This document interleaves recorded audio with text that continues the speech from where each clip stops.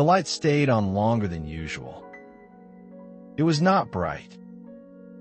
It never had been. Just a steady glow that softened the room without reaching every corner.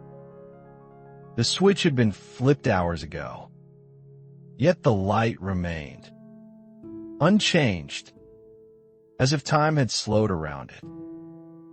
He noticed it without meaning to. At first, it was only a feeling, the sense that the room had not fully settled, that something was still awake.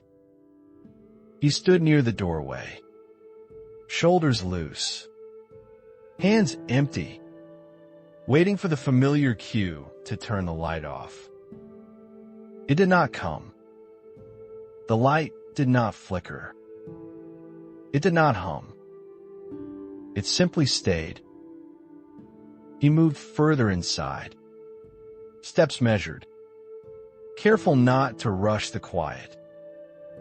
The light followed him across the floor, stretching gently, stopping short of the walls. Shadows remained where they always did. Nothing shifted out of place. Evening had already done its work. The outside world had dimmed beyond the room, leaving the light as the only thing still holding its ground. He did not check the time. He did not need to. The light told him enough. There was a habit here, one he followed most nights without thinking. The light would go off. The room would close itself. The day would release him. Tonight, that order felt suspended. He stood beneath the glow and felt its weight. Not heavy, just present, like a hand resting on the air. Not pressing, not leaving. The light revealed small details he usually missed. A faint mark on the floor, the edge of a surface worn smooth from repeated touch. Dust drifting slowly, visible only because the light insisted on staying. He remained still. Turning the light off would have been simple. A single motion. He was close enough.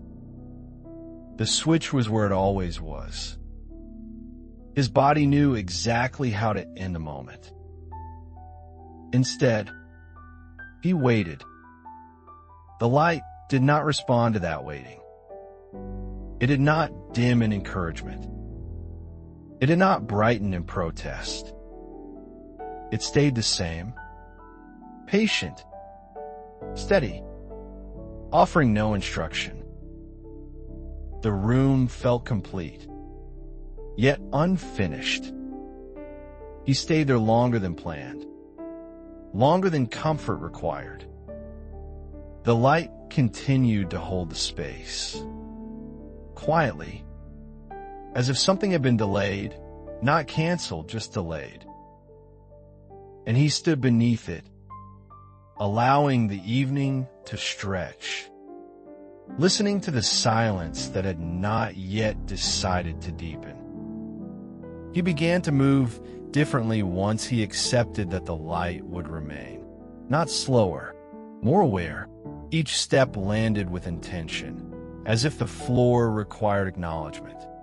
The glow followed him without shifting, holding its shape, keeping the room gently divided between what could be seen and what preferred to stay hidden. He passed beneath it once, then again.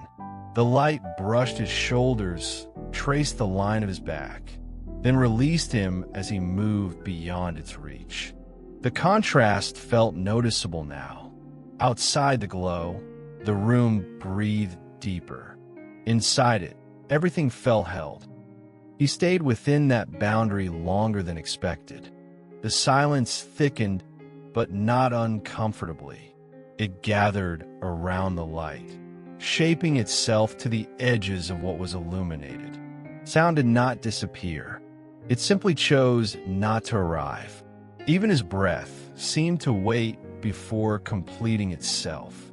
The light revealed habits he rarely questioned. Where he paused, where his hands rested when idle, how his body leaned slightly toward the warmth, then corrected itself. These adjustments happen without thought, guided by something quieter than intention. He noticed the switch again. It was not hidden, not distant. A small, ordinary detail that carried more weight than usual. Ending the light would have returned the room to its familiar close. Darkness would follow. Silence would deepen. The night would proceed as it always did. He did nothing. The light continued to stay on, unaffected by his stillness. It did not offer reassurance.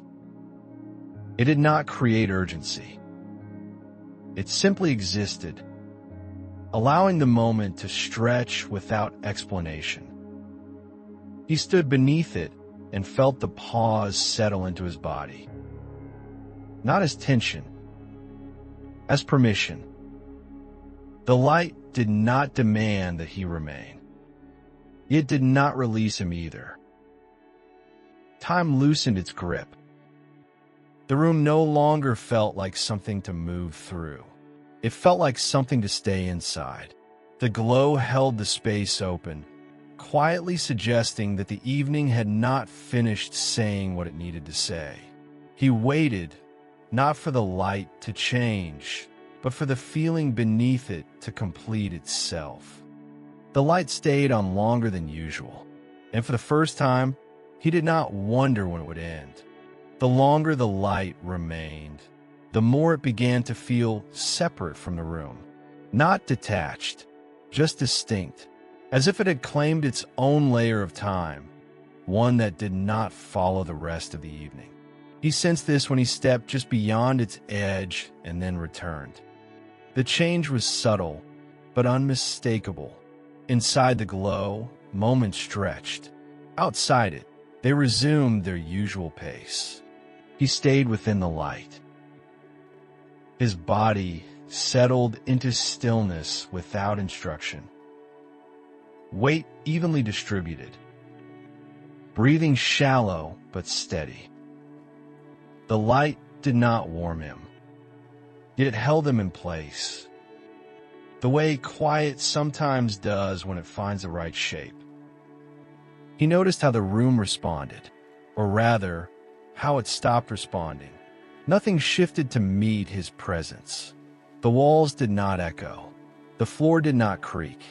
It was as if the room had agreed to pause alongside him. The light made ordinary details linger. The soft curve where the glow met shadow. The way dust hovered, suspended longer than expected. Even the air felt slower within that boundary, as though it too was waiting. He thought about turning the light off again. Not as an urge, as a possibility. The idea surfaced, then remained there, unexamined. Ending the light would have been decisive. Clean. Familiar. It would have closed the space the glow had opened. He did not move. Something beneath the waiting began to take shape.